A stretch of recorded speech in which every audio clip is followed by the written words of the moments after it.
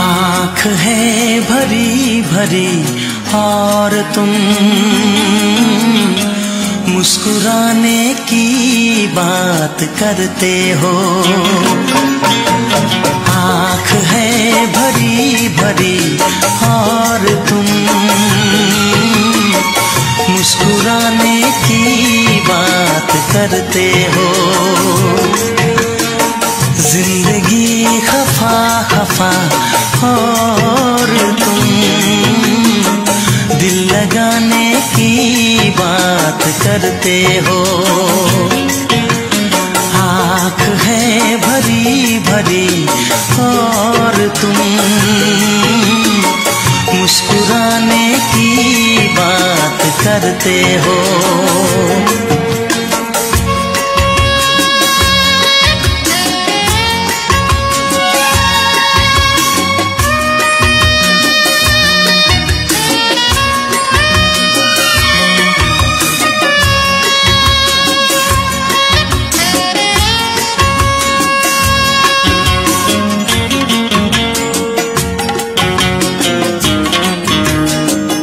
নমস্কার,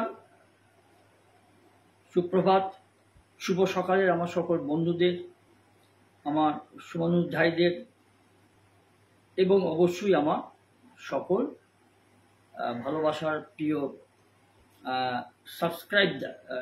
সাবস্ক্রাইবারদের এবং আমার ফলোয়ার্সদের, সকল ফলোয়ার্সদের অবশ্যই আমার আন্তরিক ব্যক্তিগতভাবে শুভেচ্ছা ভালোবাসা থাকবে। আর সকল বন্ধুদের সবাইকে আমার শুভানুধ্যায়ীদের আমার প্রীতি শুভেচ্ছা ভালোবাসা শ্রদ্ধা। আজকে একটা কথা, আমি এরকম ঘটনা ঘটেছে 2-3 বছর 4 বছর ধরে এরকম ঘটনা ঘটছে। তো এটা আজকে আমার একটু ভালো লাগলো এই জন্য যে আমাদের রাজ্যের মানে পশ্চিমবঙ্গের একজন এমএলএ বিধায়ককে মানে এখন আমাদের দেশে যা ভোট হয়, আমরা জনসাধারণ যে ভোটটা দিই, কিভাবে দিই সেটা তো আমরা সকলেই জানি। গড়পত্তা, চমকানো ধমকানো তো আছেই, তারপর চুরি, ব্যালট বাক্স নিয়ে পালিয়ে যাওয়া, এগুলো তো আমাদের রাজ্যেই ঘটে। অন্য কোনো রাজ্যে, ভারতবর্ষে অন্তত এগুলো হয়েছে বলে জানা যায়। পশ্চিমবঙ্গ এইসব দিক দিয়ে মোটামুটি 1 নম্বর। ডিগিং দাবা, জানা দিয়ে তাকিয়ে সেট করে বলা শাসক দলের সব ক্যাডাররা যে দেখি কোন চিহ্নে ভোট দিচ্ছিস। বুথটাও ঠিক সেইভাবেই, মানে ভোট দেওয়ার যে চারদিকে ঘেরা যে জায়গাটা কাপড় দিয়ে, সেটা এমনভাবে করা হতো জানলা দিয়ে দাঁড়িয়ে দেখা যেত কোন চিহ্নে ভোট দিচ্ছে। এগুলো ঘটেছে, এগুলো আমাদের লাল পার্টির আমল থেকে, মানে যবে আমার জ্ঞান পড়েছে তবে থেকে দেখেছি এই জিনিসগুলো ঘটে আসছে। আর এখন তো এটাকে আরও উন্নত করা হয়েছে, আপডেটেড করা হয়েছে। আর সেন্ট্রাল ফোর্স বলুন আর পুলিশ বলুন, পুলিশের কথা তো ছেড়েই দিন, আর সেন্ট্রাল ফোর্স বলুন, সেগুলো কহতব্য নয়। প্রশাসন এরকমই। আর আমি আরেকটা ভিডিও আনার চেষ্টা করব, একটা খুব মানে হাড় হিম করা একটা ঘটনা, সেটা চেষ্টা করব আনার জন্য। যাই হোক, এই যে ভিডিওটা করছি তার একটা কারণ হচ্ছে, একজন বিধায়ক, প্রভাবশালী বিধায়ক, যার সঙ্গে তার নিজের বাবারও কোনো সম্পর্ক নেই, মানে আপাতত তার বাবার কথাবার্তা অনুসারে, এবং অন্যান্য প্রভাবশালী ক্ষমতাবান নেতাদের মতোই উনিও তার সদ্ব্যবহারটা করেছেন, ভালোই করেছেন। নিজের পরিবার পরিজনকে উনি চাকরি পাইয়ে দিয়েছেন, এবং সেটা অবশ্যই অসাধু উপায়ে, পিছন দরজা দিয়ে, যেটা 8-10 নেতা করেন, তিনিও সেটা করেছেন। তিনি বিধায়ক হিসেবে করেছেন। একজন তো কোনো বিধায়কও নয়, কিন্তু বড় পদে থাকার সুবাদে তিনি তার কন্যাকে বলুন, তার ভাইকে বলুন, হাই স্কুলে, প্রাথমিক স্কুলে সরকারি চাকরি পাইয়ে দিয়েছেন পিছন দরজা দিয়ে, অসাধু উপায়। এবং তার মধ্যে আবার ওই নেতার নিজে তো শিক্ষাগত যোগ্যতার কথা ছেড়ে দিন, তো আমার বলতেও লজ্জা লাগে। তার মেয়ে সময় নেই যে স্কুলে বাড়ি থেকে 3 পা গেলে স্কুলে যেতে না কোনোদিন, তাকে হাজিরা খাতায় স্কুল থেকে হাজিরা খাতা পাঠাতে হতো, তিনি ঘরে বসে সই করতেন, আর মাস ফুরালে মোটা টাকার বেতন তিনি তুলতেন। ভগবানের মার বলে একটা জিনিস আছে, তো অন্যায় কখনো বরদাস্ত করা যায় না। তো আর ওনার বাবাও মানে হিসাব পাওয়া যায়নি, কোটি কোটি টাকা রোজগার করেছে, জেল ফেলও খেটে এসছে ভালোই তিহারে, সংশোধন হয়নি, মুখে সে অশ্রাব্য গালিগালাজ। হ্যাঁ, এটা আপনি বলতে পারেন যে কার জোরে করছে। অবশ্যই তার পেছনে প্রভাবশালী মানুষ আছে, একদম সুপ্রিম পদে আছেন উনি, তুমি চালিয়ে যাও। তা এরকমই একজন বলি, যিনি একজন বিধায়ক, আমাদের পশ্চিমবঙ্গের রাজ্যের বিধানসভার একজন বিধায়ক। মানুষ তাকে, ওই যে বললাম কীভাবে ভোটটা দিয়েছে, ওরকমই ভোট দিয়েছে, চমকিয়ে ধমকিয়ে। ওসব লোক জেতার কথাও নয়, আর ওসব লোক উনি বিধানসভায় দাঁড়িয়ে জনসাধারণের জন্য কোনো কথা বলবে। ভিডিওটা আমার একটু বড় হতে পারে, তো আমি এটাকে বলছি তার কারণ অন্যান্য হাজার হাজার আমাদের দেশে বা আমাদের রাজ্যে বিশেষ করে অনেক এরকম জালি মাল ধরা পড়েছে। হ্যাঁ, বিধায়ক মন্ত্রী তো দেখেইছেন করেছে, তারা নিজেদের ছেলে মেয়েকে ভালো ভালো পদে বসিয়ে দিয়েছে, একদম সরকারি পদে। যোগ্যতা আছে কিনা পরের কথা, ধরুন যোগ্যতা নেই, চাকরি পাইয়ে দিয়েছে, একদম ভালো উঁচু পদে বসিয়ে দিয়েছে। শিক্ষক প্রাইমারি মানে পাইকারি হারে, খুচরো হারে না, পাইকারি হারে প্রাইমারি টিচার বা হাই স্কুলের টিচার পদে চাকরি পাইয়ে দিয়েছে। সে পড়াতে পারুক বা না পারুক, তার মধ্যে অধিকাংশ পড়াতে পারে না, পড়ানোর কোনো ক্যাপাসিটি নেই। আর এর বাইরেও, স্কুল চাকরির বাইরেও সরকারি অন্য ডিপার্টমেন্টের হাই পদে মানে উঁচু পদে বসিয়ে দিয়েছে। চলছে এগুলো, কিছু করার নেই, যখন যার দিন আসে করবে। যেমন বামফ্রন্টের আমলেও এরকম একজন নেতা আছেন, যার পরিবারে গুনে গুনে একবার বেরিয়েছিল পেপারে 1, 2, 3 করে 13 জন চাকরি পেয়েছে, 13 জন। আবার পিছনে মানে তার নিচে লেখা আছে যদি আরও কোনো নাম বাকি থাকে জানাবে। তারপরে লেখা আছে যে আমাদের রাজ্যের জনসাধারণ সব জানে। যাই হোক, আমি নামটা বললাম না, এরকম বেরিয়েছিল বেশ কয়েক মাস আগে বা বছর আগে, মনে নেই দিনটা আমার, পেপারে বেরিয়েছিল 13 জন চাকরি পেয়েছে, আর সবই স্কুলে। ভাবতে পারেন, একজন প্রভাবশালী নেতা, তিনি আগে সাংসদ হয়েছিলেন, এখন বছর উনি কোনো সাংসদ নন, তবে এইসব মানে অরাজকতা, অসাধুতা, অসততার জন্য আজকে সেই পার্টিটা একটা বিধায়ক বা একটা নেতা বিধানসভায় খুঁজে পাওয়া যায় না। এইটি হচ্ছে অবস্থা। পরের প্রজন্মর কথা আমি বলছি না, কিন্তু আগের কথাগুলো বলছি, তার মধ্যে অনেকগুলি পটল তুলেছে, মানে মারা গেছে। আর এই অনৈতিকতার জন্য আজকে দলটার এই অবস্থা। তো কেউ ছেড়ে দেয়, সুযোগ যখন পেয়েছে কেউ ছাড়েনি, কেউ। আর এইটুকু আমি আপনাকে বলতে পারি, অধিকাংশ, সবাই নয় কিন্তু অধিকাংশই ভোটে জিতে কামাতে এসছে। আমার বউকে, আমার শালিকে, আমার ভাগ্নাকে, আমার ভাগ্নিকে, আমার ছেলেকে, আমার মেয়েকে আমি সুবিধা পাইয়ে দেবো, সে ব্যবসার দিক দিয়ে হোক আর চাকরির দিক দিয়ে হোক, অবশ্যই সরকারি চাকরি। বলতে পারেন বামফ্রন্টের আমলে সিপিএমের একজন প্রাক্তন মুখ্যমন্ত্রী, যাকে আমিও মানি, আমি কখনো সিপিএম করিনি, কিন্তু বুদ্ধদেব ভট্টাচার্য, তার নিজস্ব কোনো গাড়ি ছিল না। এই মানুষটাকে দলমত নির্বিশেষে,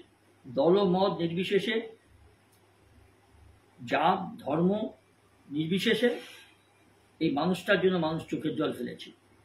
তার নিজের কোনো গাড়ি নেই, একটা ডার্ক সাইডের নেতা শুধু নন, একজন প্রাক্তন মুখ্যমন্ত্রী, একদম খাঁটি বাঙালি, ধুতি পাঞ্জাবি পরতেন, বামফ্রন্ট সিপিএম করতেন, সেখানকার নেতা, সিপিএম ওই দলের নেতা।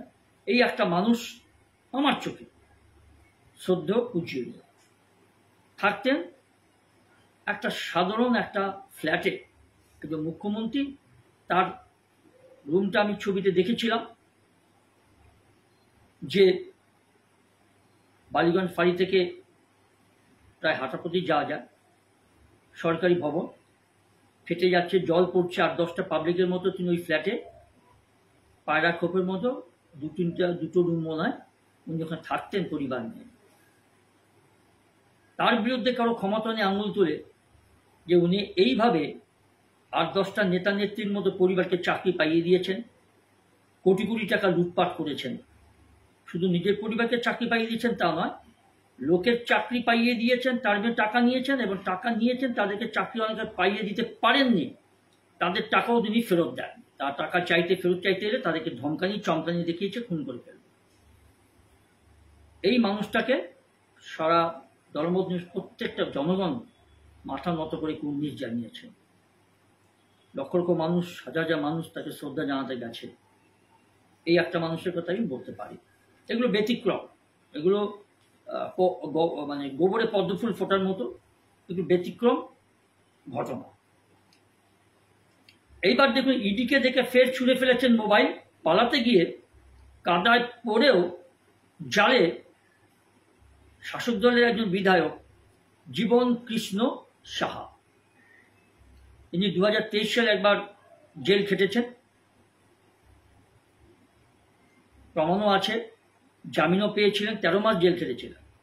সেবারও ওনার বসত বাড়িতে, গ্রামে মুর্শিদাবাদের বসত বাড়িতে তখন সিবিআই গিয়েছিল, এবার ইডি গ্রেপ্তার করেছে।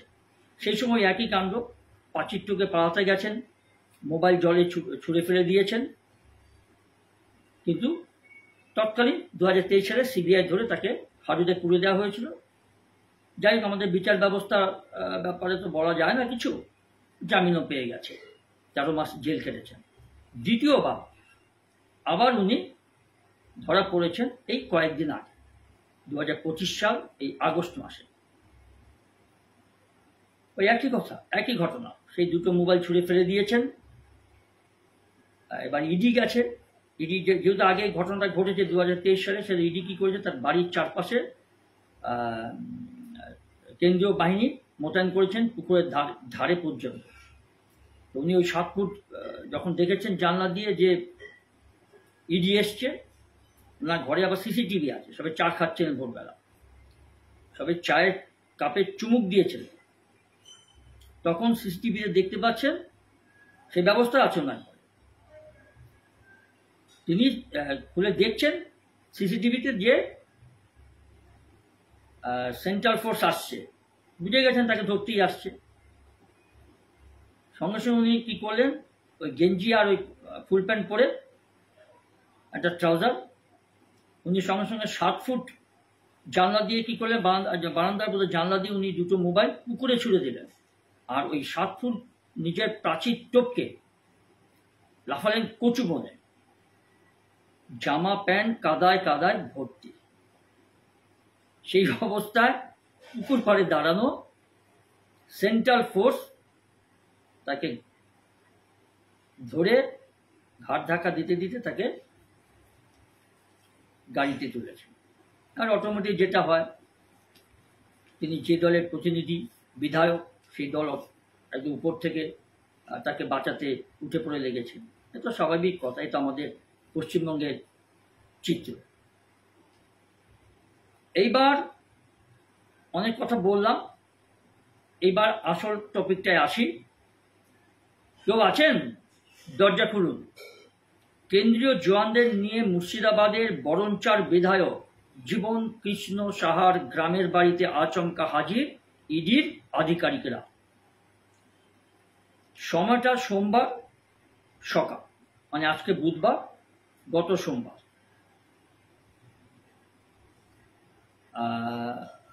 মানে আজকে ধরুন 27 তারিখ, বুধবার 26 তারিখ, তাহলে সোমবার খুব সম্ভব 25 তারিখ হবে, 25শে আগস্ট 2025 সাল।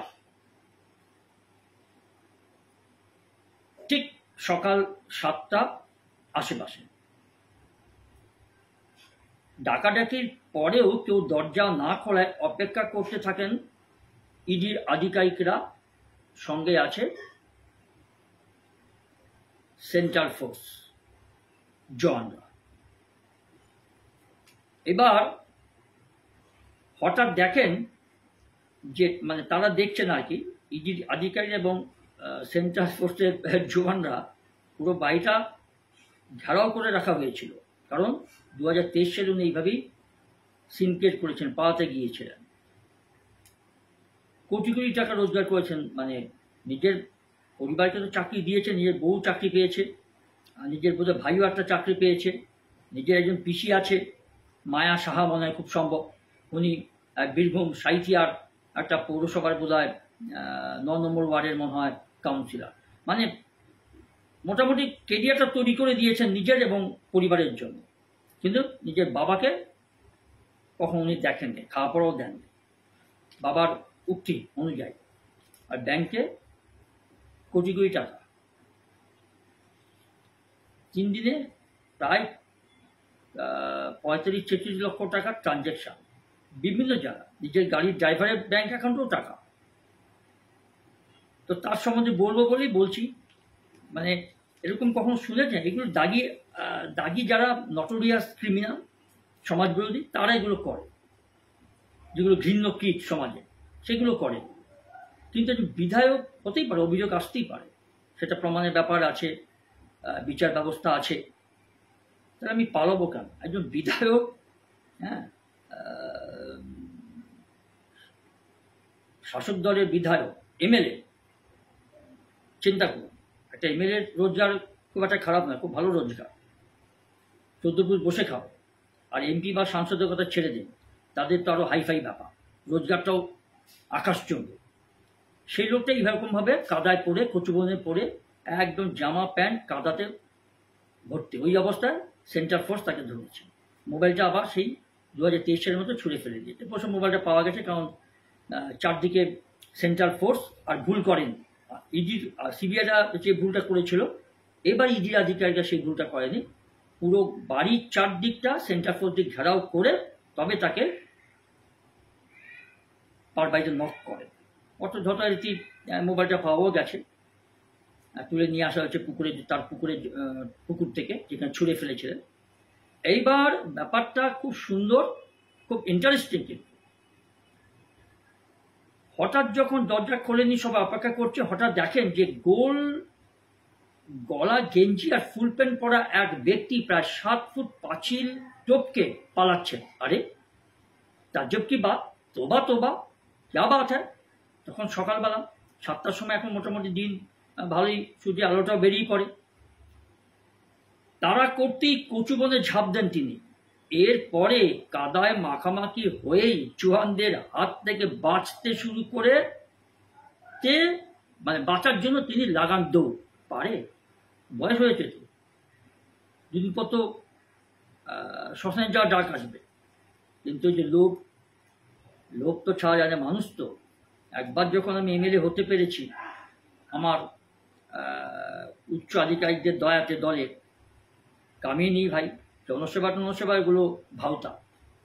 আমি কামাতে এসেছি ভাই, সুযোগ যখন একবার জনসাধারণ আমাকে ভোট দিয়েছে, সে যেভাবেই হোক, আদৌ সত্যি করে জনসাধারণ অন্তর থেকে ভোট দিয়েছে কিনা সেটা তো বিতর্কিত ব্যাপার। এইবার যখন তিনি কাদায় যখন একদম পড়ে মাখামাখি, ব্যাপারটা বিধায়কের কি পরিস্থিতি, একজন দাগি ক্রিমিনাল হয়, নটোরিয়াস ক্রিমিনাল, মেনে নেওয়া যায়। একজন বিধায়ক, জনপ্রতিনিধি, মানে বাংলা ভাষায় বলে জনপ্রতিনিধি, সমাজসেবক, ভোটে জিতে এসছেন।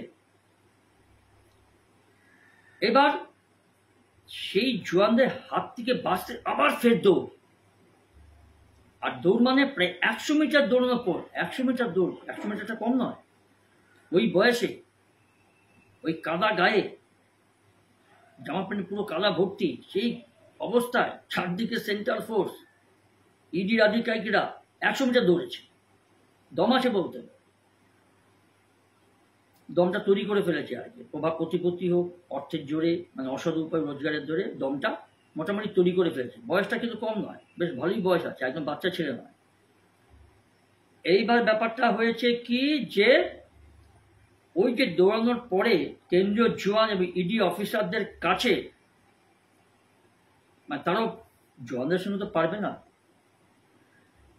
সেন্ট্রাল ফোর্স আধা সামরিক যে বাহিনী তারা তো রীতিমতো প্যারেড আর ট্রেনিংয়ের মধ্যে থাকে, তাদের সঙ্গে দৌড়ে পারবে? ধরে ফেলেছে ব্যাটাকে। আর উনি আর দেখে আর পারবেন না, কার্যত আত্মসমর্পণ করেছেন। এই লোকটা কিন্তু আমাদের বিচার ব্যবস্থার জন্য 13 মাস জেল খাটার পর কিন্তু জামিন পেয়েছিলেন। এসব লোককে জামিন দেওয়া উচিত। এগুলো যদি আজকে আরবিয়ান কান্ট্রি বা বিদেশে তো প্রমাণিত, আর এখানে হলে 10-15 বছর কেস চলবে, ততদিনের প্রমাণ টমাণ সব লোপাট হয়ে যাবে। আর বিদেশে হলে বিশেষ করে মুসলিম কান্ট্রিগুলোতে সামনে ফায়ারিং স্কোয়াডে দাঁড় করিয়ে গুলি করে দেবে। আর তারপরে কি হলো, তিনি আত্মসমর্পণ করলেন। শাসক দলের বিধায়ক জীবন কৃষ্ণ সাহা, জীবন তার সঙ্গে কৃষ্ণ অবতারের মানে নামটা জোড়ানো আছে। প্রথমবারের মতো এবারও নিজের মোবাইলটা পুকুরে ছুঁড়ে ফেলার চেষ্টা করেন তিনি, তবে সুবিধে করতে পারেননি। আগে থেকে সতর্ক থাকা নর্দমার পাশে ঝোপ থেকে তার দুটো মোবাইলই উদ্ধার করেছেন ইডির আধিকারিকরা। অসহযোগিতার অভিযোগে এসএসসির 9ম এবং 10মের মামলা দ্বিতীয়বার কেন্দ্রীয় এজেন্সি গ্রেপ্তার করেছে জীবন কৃষ্ণকে। আর শাসক দল তাকে বাঁচাতে উঠে পড়ে লেগেছে। প্রকাশ্যে ঘটছে এই ঘটনা। একবার আমাদের প্রাক্তন coin paid is own coin by own coin, এরকম একটা ইংরেজি উক্তি দিয়েছিলেন প্রাক্তন বামফ্রন্ট বা সিপিএমের মুখ্যমন্ত্রী Buddhadeb Bhattacharya. Coin paid by own coin, এরকম একটা ইংরাজি শব্দ, জানি না ঠিক বলতে পারলাম কিনা। আর এখনকার সময় ওইসব ব্যাপার নেই, বাঁচাতে হবে। কারণ যাই হোক একটা আসন তো দিয়েছে, বাঁচাতে হবে। তা সেই বাঁচানোর পদ্ধতি চলছে। তা বাঁচানোর পদ্ধতি যখন চলছে, সেই মুহূর্তে দেখা গেল যে 2023-এর 14 এপ্রিল এই কান্দি মহকুমার বরঞ্চার আন্দি গ্রামে তার বাড়িতে হাজির হয়েছিলেন তখন তৎকালীন সিবিআই। 2023 সাল 14 এপ্রিল কান্দি মহকুমার বরঞ্চার আন্দি গ্রামে ওনার বাড়ি, মুর্শিদাবাদ জেলা খুব সম্ভব। আর সেই সময় কি করেছিলেন জানেন? ওই একই কাণ্ড করেছিলেন। গোয়েন্দাদের নজর হেরিয়ে পাঁচিল টপকে পালানোর চেষ্টা করেছেন তিনি। বাড়িটা সুরক্ষিত, স্বাভাবিক কথা, কোটি কোটি টাকা তিনি অবৈধভাবে রোজগার করেছেন, নিজেকে সুরক্ষিত রাখার জন্য 7 ফুট পাঁচিল দিয়েছেন, তাও শেষ হয়নি। আবার পাঁচিলে যে উঠেছেন সেটা কিভাবে উঠলেন সেটা অবশ্য জানতে পারিনি আমি। পাঁচিলের টপকে 7 ফুট পাঁচিল টপকে পালিয়ে যাওয়া, তাহলে নিশ্চয়ই সেখানে সাপোর্টিং কিছু ব্যবস্থা তিনি রেখেছেন ভবিষ্যতের জন্য। নাহলে 7 ফুট পাঁচিল এই বয়সে টপকে যাওয়া, ওখান থেকে লাভ দেওয়াটা খুব একটা সহজ ব্যাপার নয়। আঘাত পাওয়ার চান্স থাকতো, সুযোগ ছিল। আর ওই সময় তিনি কি করেছেন, 2টো মোবাইল ছুঁড়ে ফেলেছিলেন পুকুরে। টানা 3 দিন ধরে পাম্প লাগিয়ে পুকুরে জল ছেঁচে ওই মোবাইলগুলো উদ্ধার করা হয়েছিল। তারপর 3 দিন পরে 17 এপ্রিল 2023 সালে তাকে গ্রেপ্তার করেছিল সিবিআই, তৎকালীন সিবিআই। সিবিআইও যে খুব স্বচ্ছভাবে কাজ করছে তা নয়, প্রশ্ন থেকে যায়। কেন্দ্রীয় সরকারের সিবিআই খুব স্বচ্ছভাবে কাজ করছে, এটা বিচারকরাও বলেছেন। আমাদের মাননীয় কলকাতার হাইকোর্টের বিচারপতিরাও বলেছেন, সর্বোচ্চ ন্যায়ালয় দিল্লির সুপ্রিম কোর্টও বলেছেন। সিবিআই যে সব কেস খুব ভালো করেছে তা নয়, যার ফলে ওই যে আপনার 9 আগস্ট 2024 সালে কলকাতা যে আরজি করে মহিলা চিকিৎসককে যে যেসবে ধর্ষণ করে খুন করে ফেলে দেওয়া হয় 4তলা সেমিনার রুমে, সেই কেসটাও ঠিক এইরকমই। তার সঙ্গে জড়িত আরও কিছু কালপিট ঘুরে বেড়াচ্ছে, সেগুলো সকলেই কিন্তু চিকিৎসা ব্যবস্থার সঙ্গে জড়িত। তারা এখনো তাদের বিরুদ্ধে চার্জশিটই তৈরি করতে পারছে না। আর সেই সুযোগটা কাজে লাগিয়েছে মানে শাসক নেতারা বা নেত্রীরা বেমালুম সব কি বলে আপনার প্রমাণপত্রটা লোপাট করে দিয়েছে। সুযোগে সদ্ব্যবহার করতেই হবে। যে মেয়েটা একটা বলতাম ভালো ডাক্তার, পোস্ট গ্রাজুয়েট ট্রেনিং, অভয়া বলুন তিলোত্তমা বলুন, আসল নামটা তো বলতে পারবো না, উত্তর 24 পরগনার খর্দায় বাড়ি, লুকিয়ে জোর জবরদস্তি করে তার লাশ পুড়িয়ে দেওয়া হলো।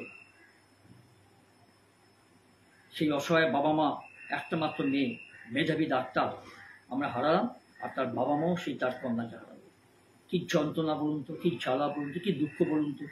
যার মেয়েকে এইভাবে নৃশংসভাবে ধর্ষণ করে মেরে দেওয়া হলো, তার বাবা মা আজও পর্যন্ত কিন্তু পুরো বিচারটা পায়নি। দেখা যাক, যে ভগবান বলে কিছু থাকে, ঈশ্বর বলে কিছু থাকে, আমরা দেখব। আর যদি না হয় তার ঈশ্বরের প্রতি, ভগবানের প্রতি, ধর্মের প্রতি ভক্তি চলে যায়, যাওয়ারই কথা। প্রায় 13 মাস জেল খাটার পরে জানেন জামিনে মুক্ত হয়ে গ্রামের বাড়িতে ফিরেছিলেন এই জীবন কৃষ্ণ সাহা। গতবারের অভিজ্ঞতা থেকে শিক্ষা নিয়ে ইডি আধিকারিকরা এবার জীবনের বাড়িতে হানা দেওয়ার আগে সব রকমের প্রস্তুতি নিয়েছিলেন। ডাকাডাকির আগে বাড়ির চারদিক কেন্দ্রীয় জওয়ানদের ঘিরে ফেলা হয়েছিল তার বাড়ি, চারদিকটা এমনকি পুকুরে আশেপাশেও রক্ষীদের দাঁড় করিয়ে রেখেছিলেন গোয়েন্দারা। এবার দ্বিতীয় ভুলটা করেন। আর কি করেছিলেন?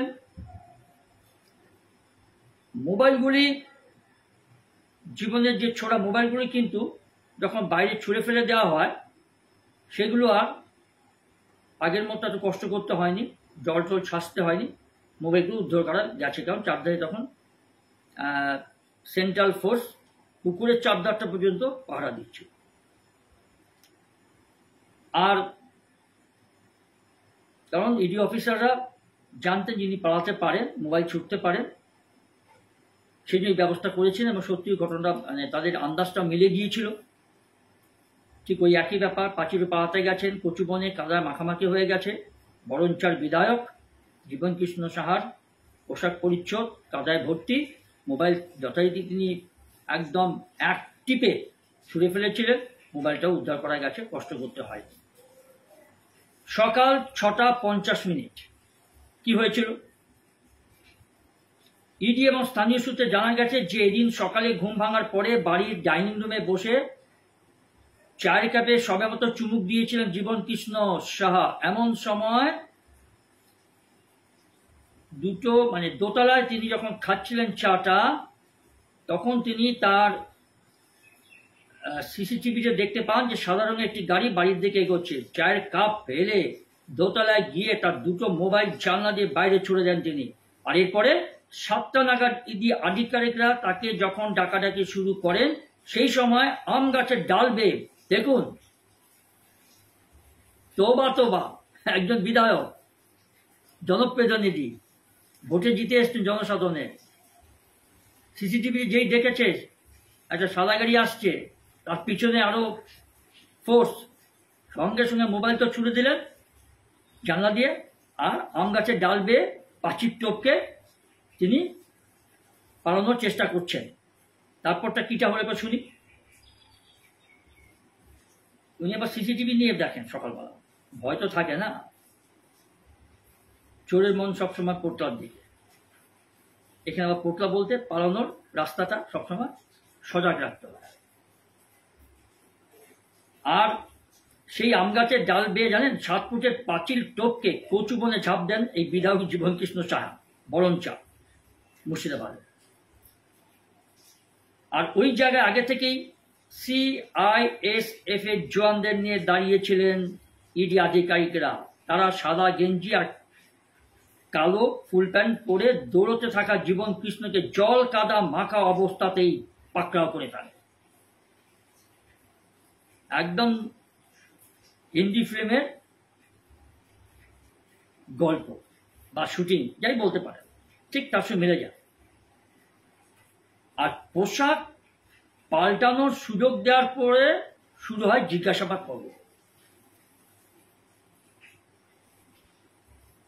সকাল 7:10 জীবন কৃষ্ণকে ধরে নিয়ে গিয়ে জেরা শুরু করতেই মোবাইলে খোঁজ করেন তদন্তকারীরা। তখন ইডি সূত্রে খবর, সেই সময় তিনি বলেন যে মোবাইল হারিয়ে গিয়েছে, আমার কাছে নেই। বাইরে দাঁড়িয়ে থাকা ইডি অফিসাররা ততক্ষণে নর্দমা এবং ঝোপের কাছে তার মোবাইলে খোঁজ করতে থাকেন। জিজ্ঞাসাবাদের পর জীবন কৃষ্ণ শাহ স্বীকার করে নেন যে বাড়ির উত্তর পশ্চিম দিক লাগোয়া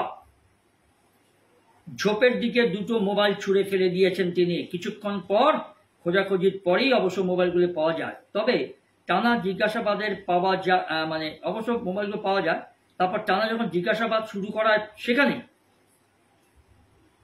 তিনি কি বলছেন, ইডি আধিকারিককে ঘাঘু মালতো একদম রাঘব বোয়া, কিন্তু কাজটা খুব কাঁচা করে ফেলেছেন। ঠিক ট্রেনিংটা পুরোপুরি সমাপ্ত হয়নি, মানে ট্রেনিংটা ঠিক মতো তিনি করে উঠতে পারেনি যে কীভাবে টাকা চুরি করতে হয়, মোটামুটি কীভাবে টাকা ঝাড়তে হয়, কোটি কোটি টাকা ও কীভাবে কোন কোন অ্যাকাউন্টে পাঠাতে হবে, আর কীভাবে নিজের দলের লোককে, নিজের বউ সহ,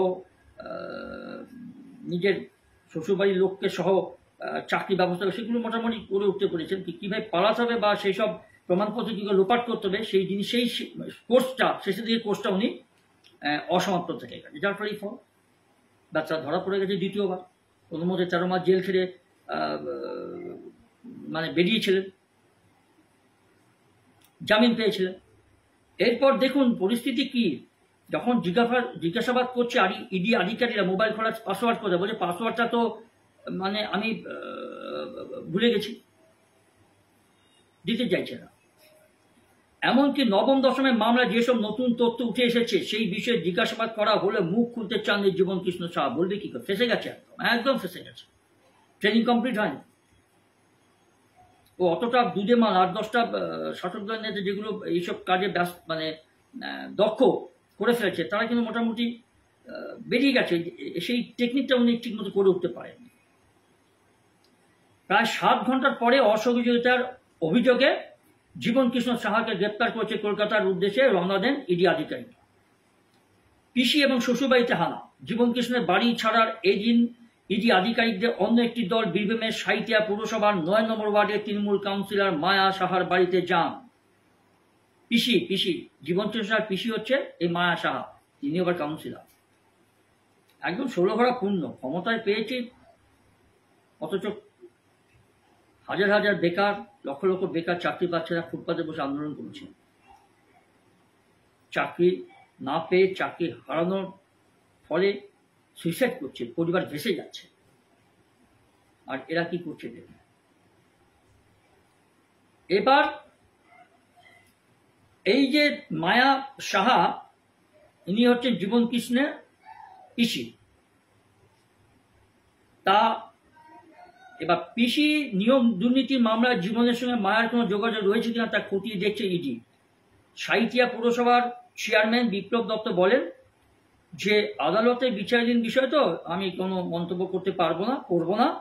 অন্যদিকে ধৃত বিধায়কের বাবা দেখুন কি বলছে, বিশ্বনাথ সাহা, জীবন কৃষ্ণের বাবা, বলছে যে আমার সঙ্গে তো জীবনের দীর্ঘদিন কোনো সম্পর্ক নেই, বা আমার বোনের সঙ্গে কোনো, মায়া সাহার সঙ্গে আমার কোনো সম্পর্ক নেই। কেন নেই? ওরা যে দুর্নীতির সঙ্গে যুক্ত, বিপুল পরিমাণ সম্পত্তি তার প্রমাণ করে তদন্তে সব ধরা পড়বে। এবং তিনি এটাও বলেছেন জানেন, যে সেটা আমি বৈদ্যুতিন মাধ্যমে দেখছিলাম, যে আমার ছেলে সব ক্রিমিনালদের নিয়ে ঘরে মিটিং করতে রাত্রে, গভীর রাতে, আমি বাবা এসে ওই ঘরে প্রবেশ করতে পারতাম না, আমাকেও রাত জাগতে হতো, আমার ঘর। এই কথাটা উনি বলেছেন। এটা হয়তো আমি সত্যতা যাচাই করিনি, কিন্তু এটা আমি টিভি থেকে বললাম, এই খবরটা ওনার বাবা বলেছেন। যাই হোক, বাবা স্বীকার করছে এক প্রকার যে হ্যাঁ আমার ছেলে দুর্নীতিগ্রস্ত। এই দিন তল্লাশির বিষয়ে মায়ের বক্তব্য, জীবনে আমার ভাইপো, মানে জীবন কৃষ্ণ সাহা আমার ভাইপো হলেও আমাদের বয়সে খুব একটা তফাৎ নেই, প্রায় সমবয়সী বলতে পারেন। তবে ওর দুর্নীতির সঙ্গে আমি যুক্ত নই। আগামী 28শে আগস্ট কলকাতায় ইডি দপ্তরে আমাকে দেখা করতে বলা হয়েছে। বলছেন 9 নম্বর সাঁইথিয়া, বীরভূমের সাঁইথিয়া 9 নম্বর ওয়ার্ডের কাউন্সিলর মায়া সাহা, তাকে 28 তারিখে ইডি দপ্তরে দেখা করতে বলা হয়েছে। আর এদিন মুর্শিদাবাদের রঘুনাথগঞ্জের 2 নম্বর ব্লকের পিয়ারাপুর গ্রামে জীবন কৃষ্ণ সাহার শ্বশুরবাড়ি এবং বরণচার মহিষ গ্রামে এবং এক বেসরকারি ব্যাংকের কর্মী রাজেশ ঘোষের বাড়িতেও হানা দেন তদন্তকারীরা। জালটা অনেক দূর বিস্তৃত তো, আর এইসব তো একা করা যায় না, একা করেন না, সাংগপঙ্গ মিলেই করা হয়েছে। তারা সব ওই চামচা বেলচা নয়, সব প্রভাবশালী রাঘব বোয়াল। আর